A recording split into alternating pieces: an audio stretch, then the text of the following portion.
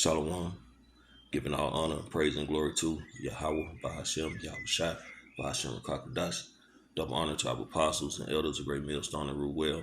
Peace and salutations to the hopeful elect, pushing this true doctrine and called the four winds of earth in all truth and in sincerity. I'm Lamar Ariyah from the Mississippi Count, and Lord willing, this will be an edifying lesson. This is a GMS spiritual breakfast. Lord willing, this is going to be something I'm going to start trying to do throughout the mornings, man. I got up this morning, actually made me some breakfast, and I usually don't eat breakfast in the morning. It's not really something I do, but, if I done got them ate breakfast, might as well feed the flock too through the spirit and power of Yahweh Bashem Yahweh Shai. So I want to just do a quick lesson. So like going into none shall miss their ranks. Because I was also watching the news this morning, and we all know what's going on with Israel and Iran, and they were speaking today that or this morning that Israel got this like a superb missile defense system, and they intercepted or stopped all the drones and missiles that Iran had shot at them. And at the end of the day, this is the doing of Yahweh Bashem Yahweh Shai. Because what's supposed to be hit is going to be hit, and what's not going to be hit is not going to be hit. The Lord is setting up everything to work out the way it's supposed to do, according to His will. Okay? Because it's not time for everything to just completely be all-out warfare. Okay? But there's a preparation going on through the Spirit. The Lord is getting everything in position. He's getting the attention just right, turn the fire up just right. Getting the temperature just right.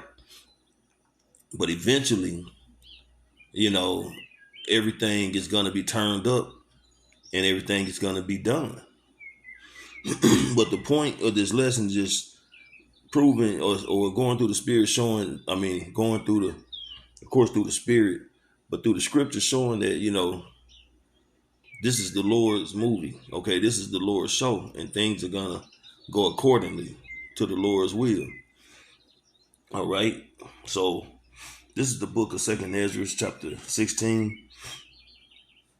I'm going to start at verse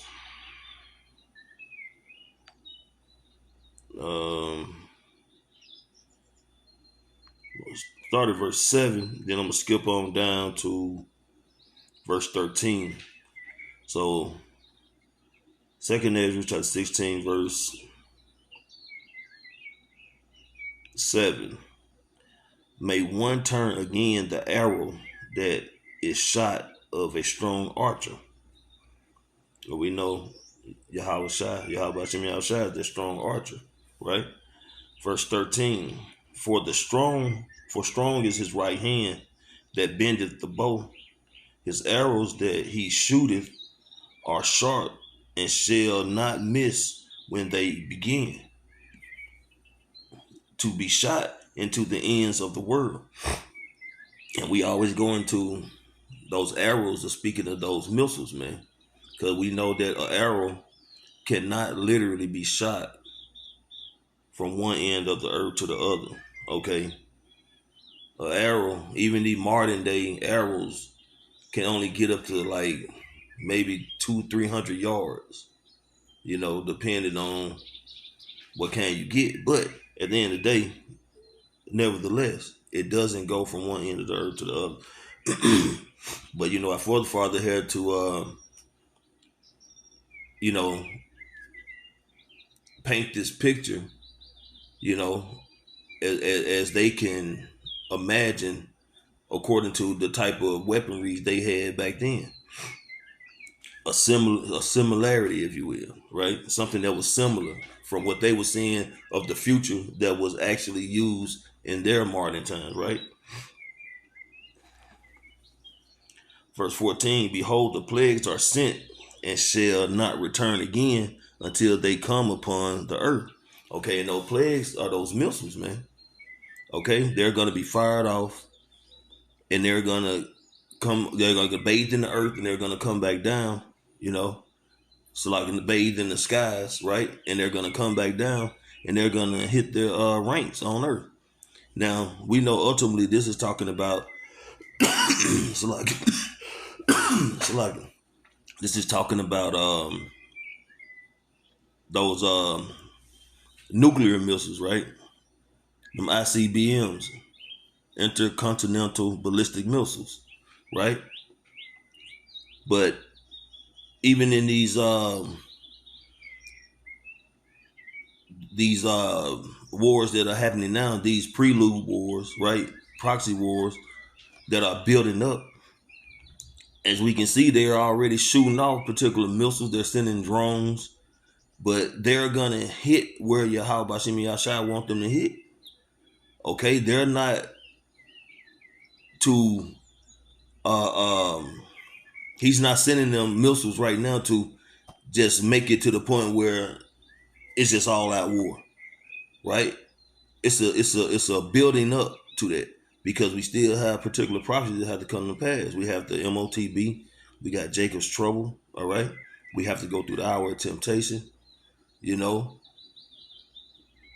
We have to be tested, but you know, it's like, you know, you building something. It's a building up to a particular level before all these things come to pass, man. Because you got the wars that's going on, Iran, Israel, Russia, Ukraine, okay, China, Japan, all kind of other proxy wars going on, man. Small wars. But the Lord is building up everything. He's setting everything in place. He's positioning everything where it need to be. So once everything is set up, he's gonna knock over that domino and everything is gonna start falling into place, man, until the end. Okay? But these missiles that's being shot off, it ain't got nothing to do with Iran's or Israel's missile defense system. This is Yahweh Shem Shai orchestrating and setting everything in place and building up the tension as need, okay? As they see fit. So yeah, it ain't got nothing to do with they weak ass defense systems. All right, it's all the spirit and power of Yahweh Shem Yahushua that's controlling all these matters. All right. Back in the scripture, this is verse 15 in 2nd Ezra 16th chapter. The fire is kindled and shall not be put out till it consume the foundation of the earth. So right, yeah, this is just the Lord kindling the fire, man, putting a few extra logs on there, you know, fanning it a little bit, you know, but it's not to that point where the whole earth is finna be consumed. But it is kindled, and it's not going to be put out. It's not going to get better. It's only going to continually increase, intensify, and get more dramatic. Okay, and these wars that's going over there is going to affect the world, and it's going to affect definitely this society, man. This especially here in Babylon. All right, the inflation is getting crazier. These wars happening. Okay, there's this beef over there in the east. Okay, it's finna cause gas prices to skyrocket, which is gonna cause more problems when it comes to people's financial situations here in Babylon. But this is all part of the Lord's plan, because eventually Esau is gonna do what? He's gonna crash the economy. Okay, the dollar is gonna go belly up. It ain't gonna be worth nothing, and then they're gonna stay what? Well, we got this MOTB that you can get implemented in your body, and we can give you such a amount of finances, and you will be able to go here and go there, do this and do that. They're going to make it sound like it's convenient and it's beneficial. But when you go in the book of Revelation, it's detrimental to your health. Matter of fact, it's detrimental to your life. If you take that C-hip, man, if you take that Karagma, that means you're bowing down to Baal. You're making Satan your God, okay? And the Lord is going to destroy you for that, okay? You can read Revelation 13, okay? And you can read Revelation 14. But if you take that sea hip, the Lord is going to destroy you, man, okay? Back in 2 Samuel 16, verse 16, like as an arrow which is shot of a mighty archer returneth not backward, even so the plagues that shall be sent upon the earth shall not return again. So when these missiles are shot off, okay, just speaking of these missiles, look shoot offs that Iran and Israel and Ukraine and Russia, these little pistol play they have, so to speak. This is just small time. This is just warning shots. These are like threats. Okay, and this is all the will of Yahweh Shem Yahushua, because if the Lord wanted these missiles to penetrate and hit particular areas that there is no option other than all out war, then he'll do it. But the time is not yet. There are other prophecies got to be fulfilled. But when that time comes, oh, no doubt about it, man, none shall miss their ranks. All of them gonna accomplish where the Lord has sent it. Thus said the scripture. So let's get I'll close it out on this.